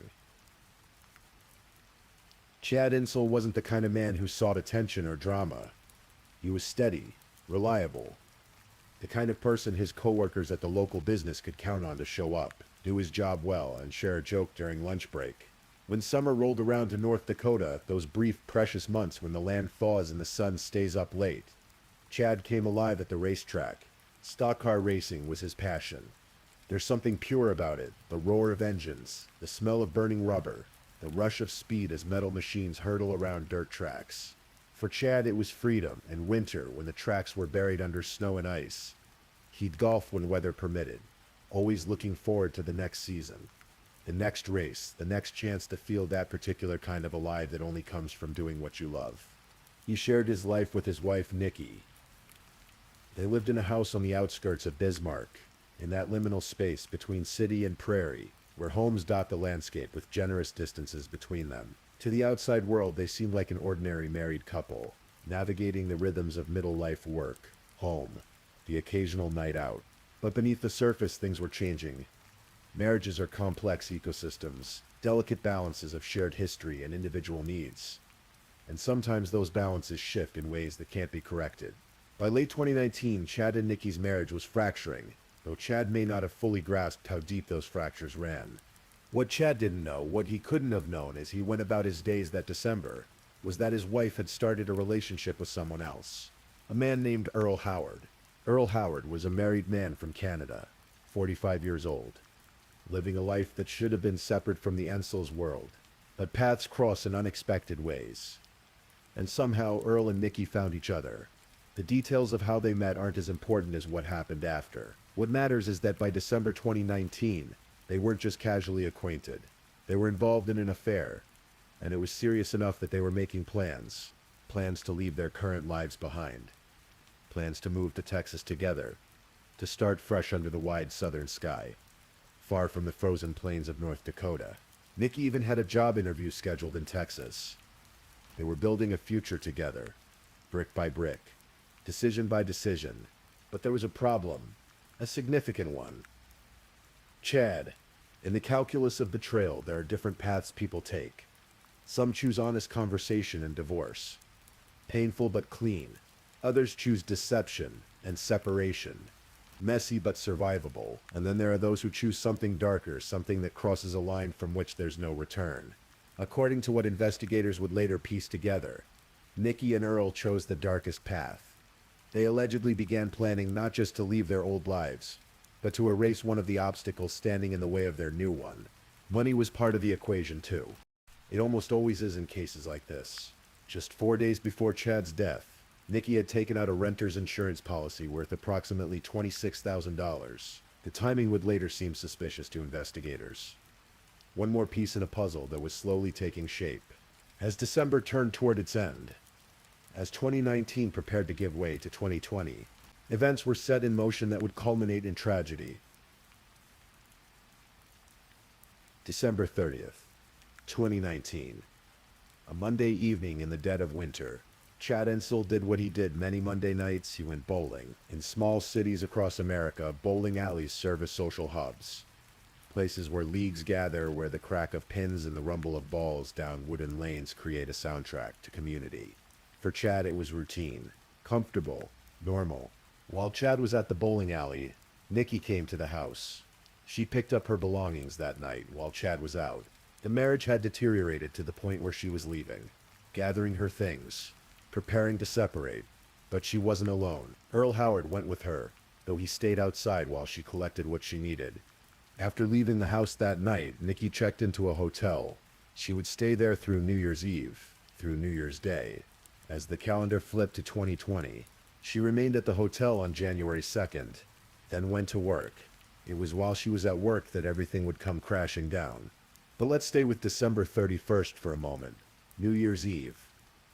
A night of celebration, of looking back and looking forward, of champagne toasts and hopeful resolutions. Somewhere in Bismarck, as fireworks prepared to light up the frozen sky and people counted down to midnight, something terrible happened in the Ensel home. In the early morning hours, those quiet, dark hours when the world is suspended between sleep and waking, Chad Ensel was murdered. Prosecutors would later claim that Nikki Ensel and Earl Howard killed Chad and staged the crime scene to look like a suicide. Chad, 42 years old, was shot twice with a shotgun. The violence of it is difficult to imagine, the shock and terror of those final moments. Either one would have been fatal, investigators later determined. This wasn't a single shot that might have been explained away. This was two blasts, ensuring death, eliminating any chance of survival. The crime scene was staged carefully, or at least there was an attempt at careful staging. Prosecutors claimed the couple even took one of the two shell casings from the crime scene, trying to manipulate the physical evidence to support their planned narrative of suicide. But staging a murder scene to look like suicide is harder than television makes it seem. The human body tells stories through wound patterns, blood spatter, and position. Firearms leave evidence in trajectories and residue, and in this case, the staging wouldn't hold up under the scrutiny that was coming. Because after the murder, there was still the problem of the body, of the scene, of all the evidence that pointed toward foul play. So a decision was made to destroy it all, to burn it down. January 2nd, 2020. A Thursday morning. The holiday week was ending. People were returning to work after the New Year's break, settling back into routine. At 911 dispatch in Bismarck, a call came in. A house fire on the outskirts of the city. Firefighters responded quickly, racing through the cold morning air toward the address. Smoke and flames have a particular urgency in winter. The brutal cold makes fires both more dangerous and more difficult to fight. Water freezes. Equipment struggles, and victims of smoke inhalation have less margin for survival in sub-zero temperatures. When firefighters arrived at the scene, they found the house burning. Inside, they discovered the body of 42-year-old Chad Ensel in his bedroom. At first, it might have seemed straightforward. A tragic house fire, a man who couldn't escape the flames in time. But as investigators began to process the scene, as they examined Chad's body and studied the patterns of the fire, inconsistency emerged. Chad hadn't died from smoke inhalation. He hadn't been overcome by flames. His wounds were from shotgun blasts, and the fire, investigators began to suspect, had been set deliberately after his death. After finding 2 gunshot wounds and traces of fire accelerant, they concluded foul play was involved. Someone had tried to burn the evidence, to destroy the crime scene, to make it look like Chad had either died in an accidental fire or perhaps had set it himself after a suicide. But arson investigators are trained to read fire patterns, to understand how flames spread naturally versus how they spread when accelerated by chemicals. The evidence was clear. This wasn't an accident. As the investigation shifted from a tragic fire death to a homicide, detectives began asking questions. Who would want Chad Ensel dead? Who stood to gain from his death? And where was his wife? The Burleigh County Sheriff's Department took the lead on what was now a murder investigation. Deputies began the painstaking work of reconstructing Chad's final days, interviewing friends, family, co-workers, and anyone who might have information about his life and death. Chad's co-workers were concerned when he didn't show up for work after the holiday. He was reliable, the kind of employee who showed up on time, who called if he couldn't make it. When he didn't appear and didn't call, alarm bells went off. Someone who knew Chad well understood that his absence meant something was wrong. Investigators learned about the state of Chad and Nikki's marriage, about the separation that had been underway, about Nikki collecting her belongings on December 30th. They learned that she'd been staying at a hotel since then, and as they dug deeper, they learned about Earl Howard. This is where modern technology became crucial to the case.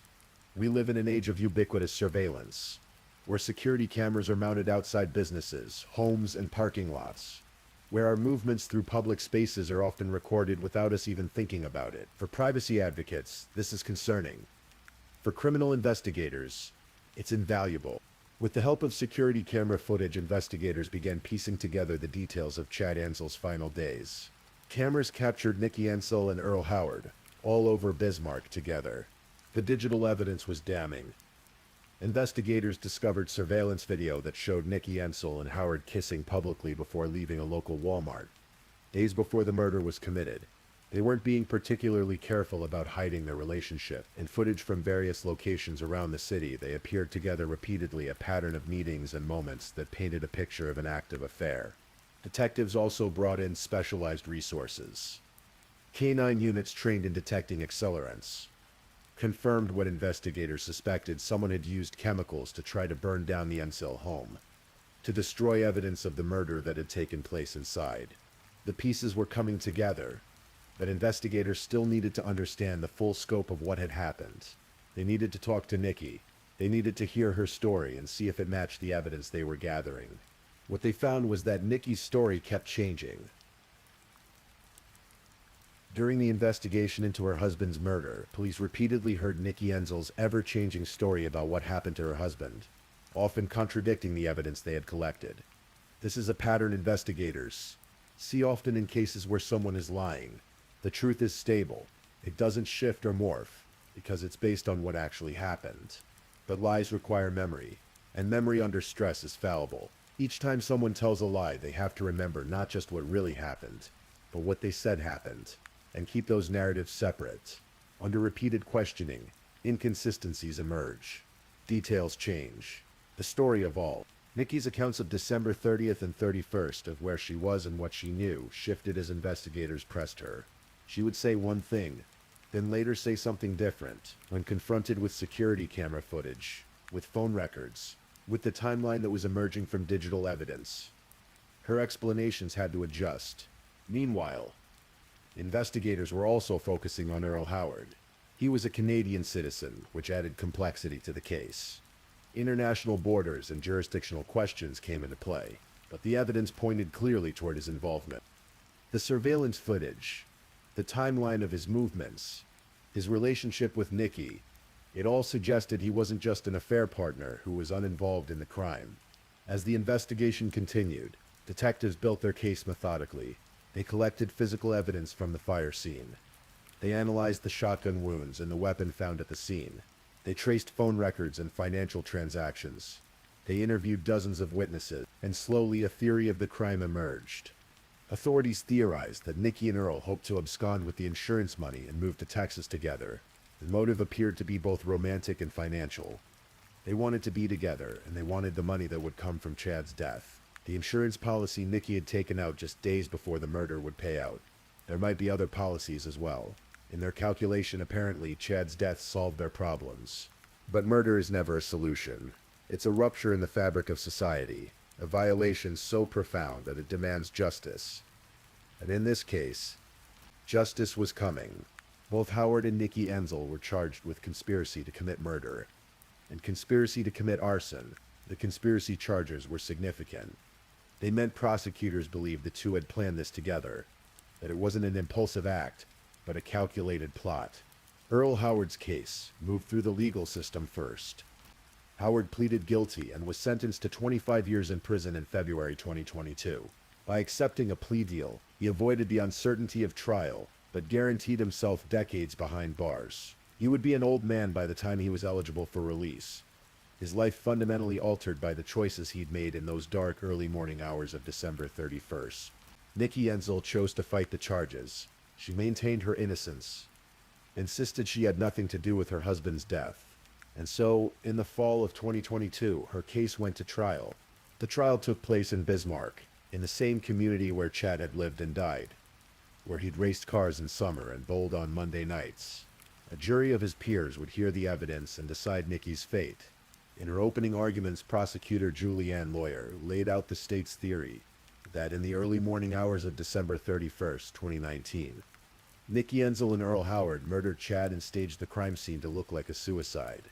The prosecution presented the physical evidence, the shotgun wounds, the accelerant traces, the staging of the scene. They showed the jury surveillance footage of Nikki and Earl together around Bismarck, demonstrating their affair and their frequent contact in the days leading up to Chad's death. They presented the timeline: Nikki leaving the house on December 30th, Chad's murder early on December 31st, the fire set to cover it up on January 2nd. They discussed the insurance policy taken out just days before the murder, the planned move to Texas, the job interview Nikki had scheduled there, motive, means, and opportunity. The classic trilogy of homicide prosecution were all present. The defense argued that the prosecution's case was circumstantial. that having an affair didn't make someone a murderer, that the timeline and evidence didn't conclusively prove Nikki's involvement in the actual killing. They suggested that perhaps Earl Howard had acted alone, that Nikki was shocked and horrified by what he'd done, that she was a victim of his violence just as Chad had been. But juries hear many things in a trial, and they synthesize it all. The facts, the testimony, the credibility of witnesses, the physical evidence, the timelines, and the stories people tell. They look for truth in the accumulation of detail. After hearing all the evidence, after deliberating together and weighing the prosecution's case against the defense's arguments, the jury reached a verdict: guilty. A jury convicted Nikki Ensel in October 2022 on the conspiracy charges related to her husband's murder. The 12 people who had listened to weeks of testimony, who had examined the evidence and considered the arguments, concluded that she had been part of the plot to kill Chad and cover it up with fire. In February 2023, the courts sentenced Nikki Ensel to life in prison with the possibility of parole. She also received an additional 15 years on the other conspiracy charges against her. The sentence meant she would spend decades behind bars, that the life she'd imagined in Texas with Earl Howard would never materialize, that her choices on those cold December days had cost her everything, and had cost Chad his life. But Nikki wasn't done fighting. She maintained her innocence and pursued appeals, arguing that her trial had been unfair, that evidence had been mishandled, that the jury's verdict was wrong. The appeals process is a crucial part of the American justice system, ensuring that convictions are sound and that defendants' rights have been protected. In October 2023, the Supreme Court rejected her appeal in the case. The conviction stood. The legal system had spoken at multiple levels, and each time the answer was the same. Nikki Ensel had been involved in her husband's murder. Years after the trial, after her conviction and failed appeals, Nikki did something she hadn't done before. She agreed to speak publicly about the case. In an interview, she continued to maintain her innocence. When asked about the surveillance footage showing her and Earl Howard kissing outside Walmart, she denied the romantic entanglement and claimed Howard was not my type, despite the video evidence showing otherwise.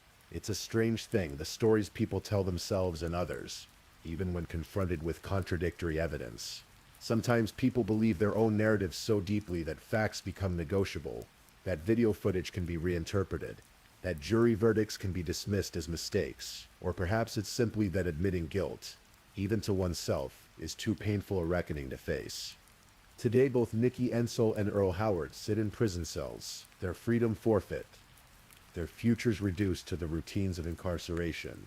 Earl will be in his 70s before he's eligible for release. Nikki's sentence of life with parole means she may eventually have a chance at freedom, but that day is far in the future, if it comes at all. The house where Chad died, where someone set fires to try to hide murder, likely bears no trace of him now. Perhaps it was rebuilt, or demolished, or stands empty. A shell that once contained a life now gone.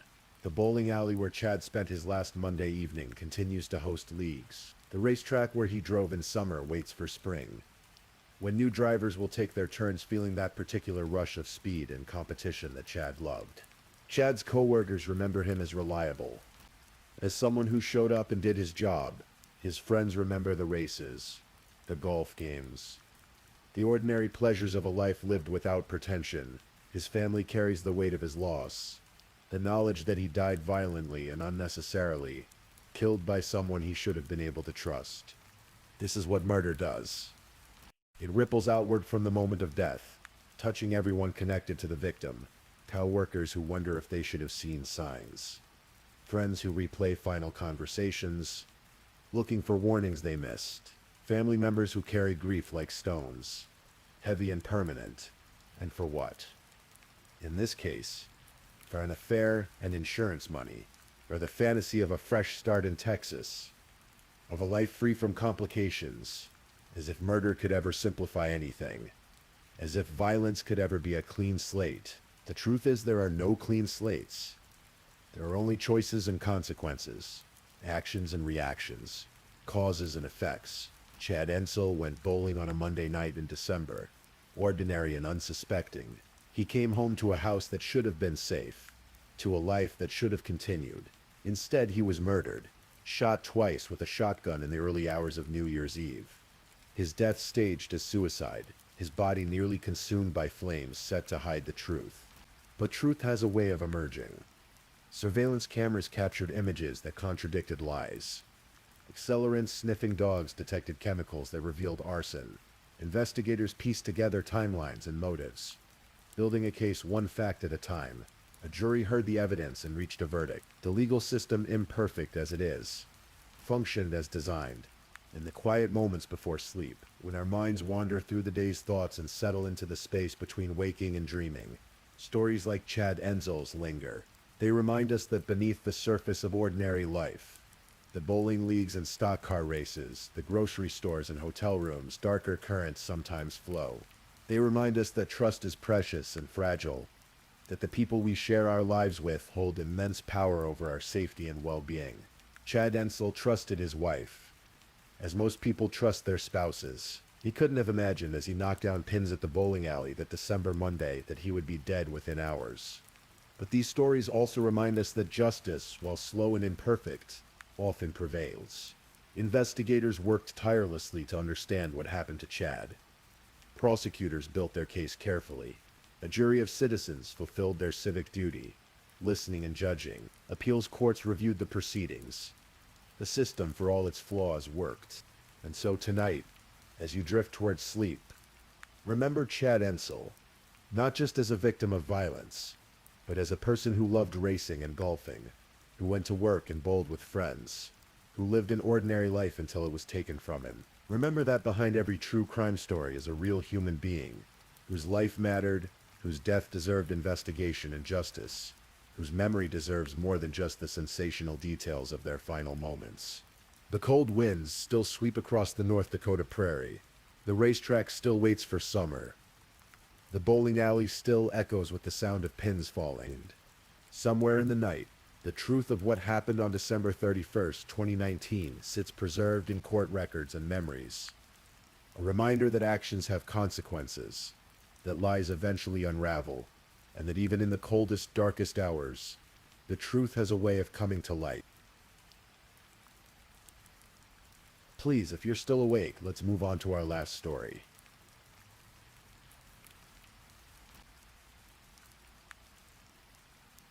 Story 5. Tonight, we're traveling to Edinburgh, Scotland, to a story that begins on an ordinary Tuesday morning in May 2010. This is a tale of secrets hidden behind office walls, of evidence gathered frame by frame, and of a woman who simply vanished into thin air.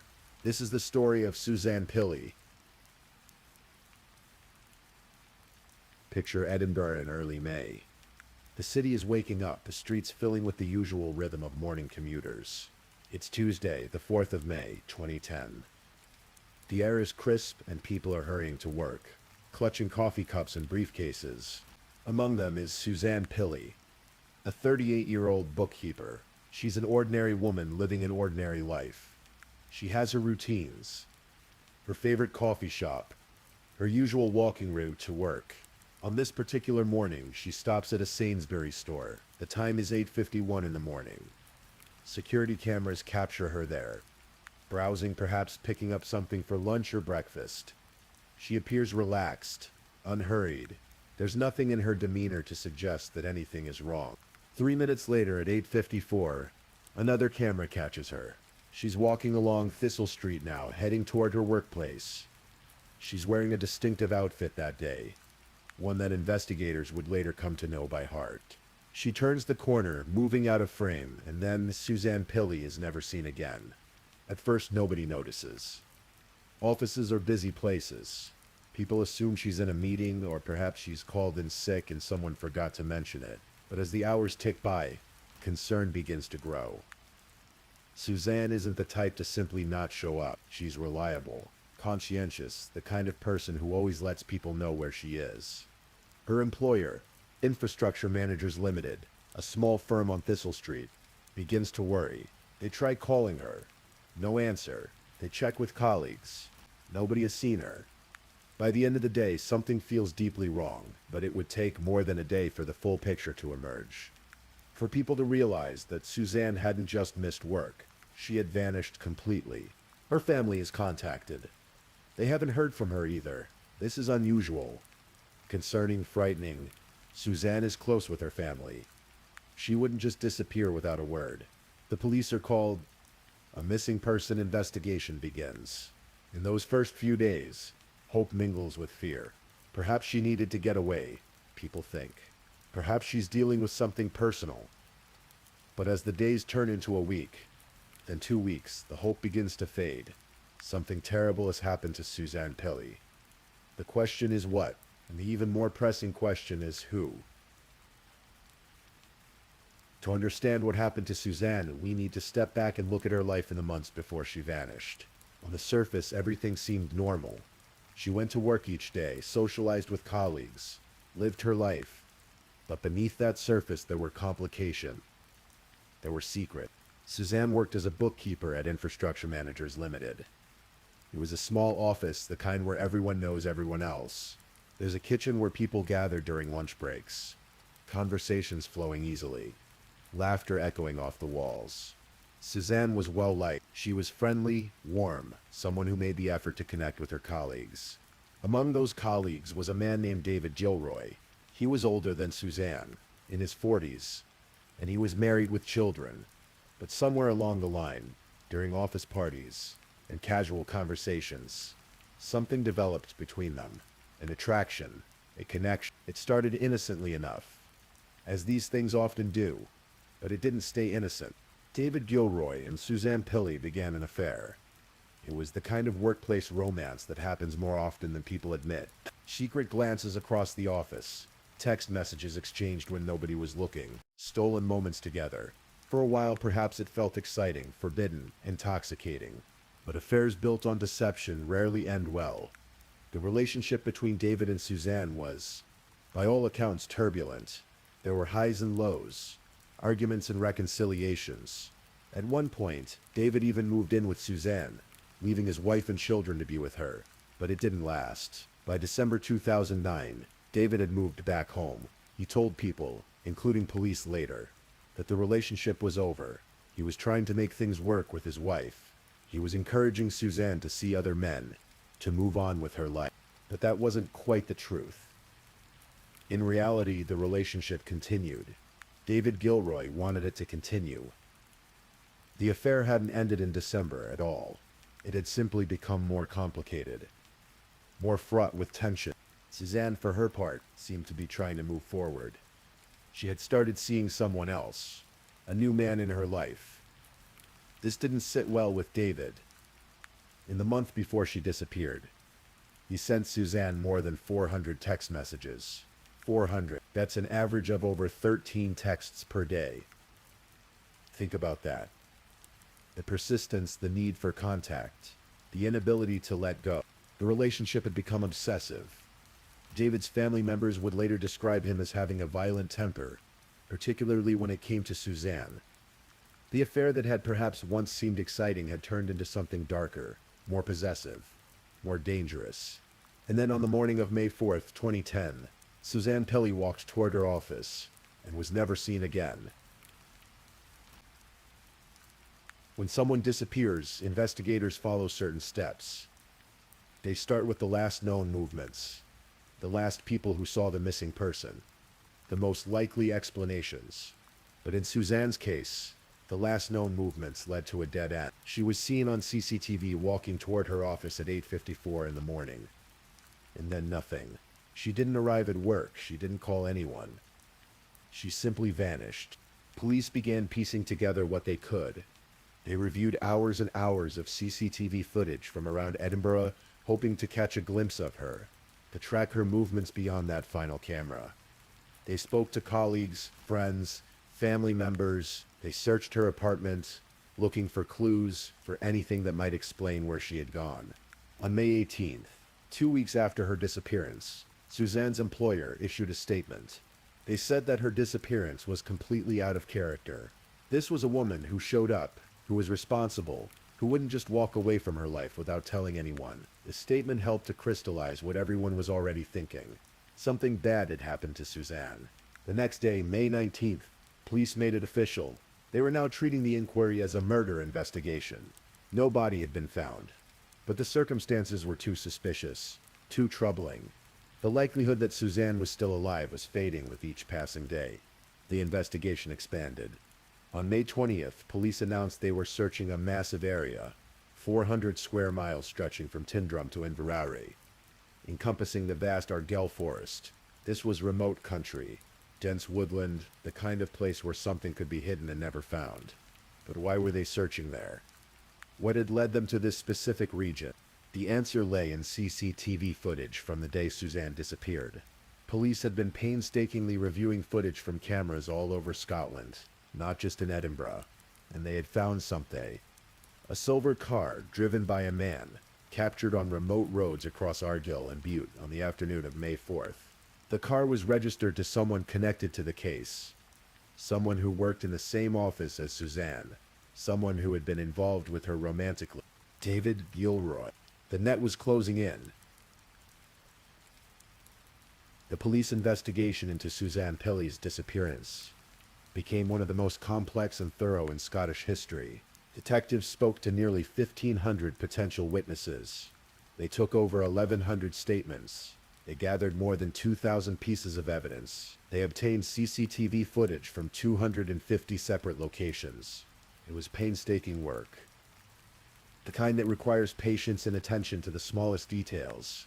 Each frame of video footage had to be reviewed. Each timeline had to be verified. Each piece of evidence had to fit together like a puzzle. And slowly, inexorably, that puzzle began to form a picture. A picture that pointed directly at David Gilroy. The first major breakthrough came from cadaver dogs. These are specially trained animals that can detect the scent of human remains, even in trace amounts. Police brought them to the office building on Thistle Street, where Suzanne had worked. The dogs showed interest in the basement. They also showed interest in the boot of David Gilroy's car. This was significant. It suggested that Suzanne's body had been in those locations, even if it was no longer there. The basement of the office, the boot of David's car. The implication was chilling. Suzanne had been killed in the basement where she worked, placed in the boot of David's car, and driven somewhere else. But where? That's where the CCTV footage became crucial. Police had tracked David's movements on the day Suzanne disappeared. His silver car was picked up on camera after camera, heading north out of Edinburgh, traveling through increasingly remote areas into the highlands and the Argyll forest. The timeline they constructed was damning. On the morning of May 4th, David had been at the office. So had Suzanne, according to the CCTV showing her walking toward Thistle Street. Sometime that morning, in the basement of that building, investigators believed David had murdered her. Perhaps they had argued. Perhaps she had made it clear the relationship was truly over. Perhaps David had simply snapped. After killing her, the theory went, he had placed her body in the boot of his car. Then instead of going about a normal workday, he had driven north. The CCTV trail showed his car traveling through increasingly isolated areas. He drove for hours into the heart of Argyll, into the forest, and somewhere out there, in all those miles of remote, dense woodland, he had hidden Suzanne's body. Then remarkably, he drove back to Edinburgh. He returned to the office, to his regular life, as if nothing had happened. When Suzanne didn't show up for work, he acted concerned, just like everyone else. He participated in the search efforts. He spoke to police, but there was more evidence. 2 days before Suzanne disappeared, on May 2nd, CCTV footage showed David and Suzanne together at a convenience store in the evening. They were shopping together, looking for all the world like a couple. This directly contradicted David's claim that their relationship had ended in December. The footage proved he had been lying to police from the start. Then there were the text messages, over 400 of them in the month before her disappearance. The content of those messages painted a picture of a man who was obsessed, who couldn't let go, who became increasingly desperate as Suzanne moved on with her life. Piece by piece, the case was building. But it was circumstantial. Nobody had been found. Could they prosecute a murder without a body? In Scotland, as in most places, it's rare, but possible. The evidence has to be overwhelming. The proof of death has to be clear. On June 23, 2010, less than 2 months after Suzanne vanished, police made their move. David Gilroy was detained, arrested, and charged with murder. While the legal case against David Gilroy was being prepared, the search for Suzanne's body continued. Police focused their efforts on the Argyll forest. that vast expanse of wilderness where David's car had been tracked on the afternoon she disappeared. 30 different areas were subjected to coordinated searches. The military was brought in to help. Police officers, mountain rescue teams, search and rescue volunteers, all combing through dense forest. Looking for any sign of Suzanne, they used cadaver dogs, ground-penetrating radar, aerial surveys. They searched along roads, hiking trails, remote tracks that wound through the trees. The Argyll Forest is an enormous place. Thousands of acres of woodland, hills, streams, isolated clearings. Finding a body hidden there, deliberately concealed, was like searching for a single needle in countless haystacks. The terrain was difficult, the weather often uncooperative. Searchers pressed on, driven by the hope of giving Suzanne's family some closure, of bringing her home. But despite all their efforts, despite the resources poured into the search, Suzanne was not found. The forest kept its secret. Somewhere out there, hidden beneath branches or buried in earth, Suzanne Pilley remained. The failure to find her body was frustrating for investigators and heartbreaking for her family, but it didn't stop the legal process. The case against David Gilroy would move forward regardless. The trial of David Gilroy began in Edinburgh High Court. It was a significant case, not just because of the tragedy of Suzanne's death, but because it was a murder trial without a body. The prosecution would have to prove beyond a reasonable doubt that Suzanne was dead, and that David Gilroy had killed her, all without physical remains as evidence. The Crown presented their case methodically. They showed the jury the CCTV footage of Suzanne's last known movements, walking toward her office on the morning of May 4th. They presented evidence of the turbulent relationship between Suzanne and David, the affair that he had lied about, the hundreds of obsessive text messages. They brought in experts who testified about the cadaver dog's findings in the basement and in David's car. They presented the timeline of David's movements on the day Suzanne disappeared, showing how his car had been captured on cameras heading north into Argyll, taking a long journey on a workday for no apparent reason. They argued that the only logical explanation for all of this evidence was that David had killed Suzanne in the basement of their workplace, placed her body in his car, driven to Argyll Forest, and disposed of her remains there. The defense argued that the evidence was circumstantial. They pointed out that no body had been found, no physical evidence of a violent death. They suggested that the relationship between David and Suzanne had been exaggerated, that the CCTV timeline could have innocent explanation. But the weight of the evidence was substantial. The jury, consisting of 8 men and 7 women, were sent out to deliberate on the afternoon of March 13th. For 2.5 days they considered the evidence. 2.5 days of discussion, debate, weighing the facts. On March 15th, 2012, they returned with their verdict. By majority verdict, David Gilroy was found guilty of the murder of Suzanne Pilley. He was also found guilty of attempting to defeat the ends of justice by disposing of her body. The judge sentenced him to life imprisonment with a minimum term of 18 years before he would be eligible for parole. David Gilroy, the married father who had become obsessed with his colleague and lover, would spend decades behind bars for taking her life. But even as he was led away to begin his sentence, one crucial question remained unanswered. Where is Suzanne? David Gilroy maintains his innocence to this day. From his prison cell, he has refused to reveal where Suzanne's body is hidden. He has appealed his conviction, arguing that the CCTV evidence was misinterpreted, that the case against him was built on assumptions rather than proof. All of his appeals have been rejected. His family, too, has fought for him. His parents have called for fresh investigations, requesting access to the original CCTV footage, claiming that if examined more closely it would prove his innocence. They have written to Scotland's police chief. They have made public appeals, but their requests have been denied. The courts have upheld the conviction. The evidence in the eyes of the law is sound. For Suzanne's family, the years since her death have been filled with a particular kind of anguish. They know she was murdered. They know who killed her, but they don't know where she is. They can't visit a grave, can't have a funeral in the traditional sense, can't find that final piece of closure that comes with laying a loved one to rest. Police have continued to search for Suzanne periodically over the years. In 2020, on the 10th anniversary of her disappearance, they launched a fresh appeal for information. They returned to Argyll Forest, still hoping that someone somewhere might know something that could lead them to her. In 2024, 14 years after her death, the BBC's Crime Watch program featured another appeal, still asking the public for any information that might help locate Suzanne's remains. The case has never been closed. It can't be closed, not until Suzanne is found. Suzanne's case has also had broader implications. It has become part of a campaign for what's known as Suzanne's Law, legislation that would deny parole to convicted murderers who refuse to reveal the location of their victims' bodies. The idea is that by withholding this information, these killers are continuing to inflict suffering on the families of their victims. They're wielding one last bit of power, one final act of cruelty.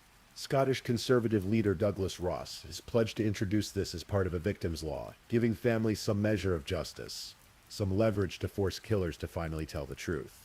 It's a fitting legacy for Suzanne that her case might lead to changes that help other families in similar situations. But for now, the Argyll Forest keeps its secret. Somewhere in all those miles of woodland beneath the Scottish sky, Suzanne Pelly rests in an unmarked grave. Hikers pass by, perhaps, never knowing they're walking near a place of tragedy. Birds sing in the trees above her. Seasons change, year after year. David Gilroy knows where she is. He could end his family's suffering with a single truthful statement, but he chooses silence. And so the search continues. Year after year, hope fading, but never quite extinguished. The murder of Suzanne Pelly is a case that haunts people. It's the combination of elements that makes it so disturbing. The ordinary setting, an office in the heart of Edinburgh. The relationship that turned deadly, a story as old as time, but never any less tragic. The vanishing, complete and absolute. The killer who maintains his innocence despite overwhelming evidence.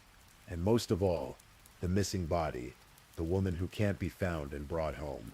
It's a reminder that evil often wears a familiar face. David Gilroy wasn't a stranger lurking in the shadows. He was a colleague, someone Suzanne knew well, someone she had been intimate with. He worked in the same office, walked the same halls, smiled at the same people, and then on one ordinary Tuesday morning, he took her life. The case also demonstrates the power of modern investigative techniques. Without a body, without witnesses to the crime itself, police still managed to build a case strong enough to convict. They did it through patience, through technology, through the painstaking gathering of CCTV footage from hundreds of locations. They tracked David Gilroy's movements frame by frame, minute by minute, building a timeline that told the story of what happened even when no one was watching. The cadaver dogs played a crucial role, their sensitive noses detecting what human investigators could not see. The pattern of David's behavior, the lies he told, the way he tried to maintain a facade of normalcy, even as Suzanne's family desperately searched for her. All of it came together to paint an undeniable picture. And yet, for all the sophistication of the investigation, for all the evidence gathered and analyzed, one simple fact remains. Suzanne Pelly has not been found. The Argyll Forest, beautiful and vast, holds on to its secret, and the family waits, year after year, hoping that one day they'll get a call telling them that finally, after all this time, Suzanne can come home. Let's take a moment to remember Suzanne Pelly. Not as a victim, not as a case file, but as a person. She was 38 years old when she died. She had a whole life ahead of her. She had family who loved her, friends who missed her, a job where she was valued. She enjoyed socializing with her colleagues, chatting in the office kitchen, sharing laughs over lunch. She made mistakes, as we all do. She got involved in a complicated relationship that brought pain and drama into her life. But she was trying to move forward. She was dating someone new, looking toward the future. She deserved the chance to live that future, to continue her life, to find happiness. Instead, on a spring morning in Edinburgh, her life was stolen from her, and then in a final insult, her body was hidden away, denied to those who loved her. Somewhere in Scotland, in the wild beauty of Argyll Forest, Suzanne Pelly waits to be found. The investigation continues. Hope persists, and her family keeps fighting for the closure they deserve. If you're ever in Edinburgh, walking down Thistle Street, spare a thought for Suzanne. Remember that behind every headline, every case, every crime, there's a real person whose story ended far too soon. Sleep well, and may Suzanne, wherever she rests, finally find peace. Thank you for listening to tonight's true crime story. Rest peacefully, knowing that another story awaits you next time, ready to accompany you on another journey toward restorative sleep. But if you're still awake, don't forget to like and subscribe so you don't miss our next true crime stories. And until next time, stay safe and take care. Good night.